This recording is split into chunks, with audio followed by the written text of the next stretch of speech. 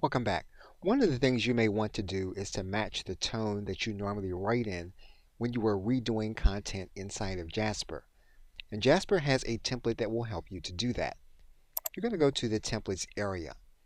You're then going to go to the ads area. What you're going to see is that there's an element here called tone detector. You're going to click on that element.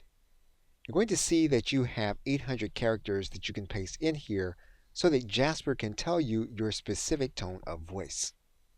So what you can do is you can grab content that you have recently written. You're going to copy that content and you're going to paste it into Jasper. And you're going to add in your content here in this area.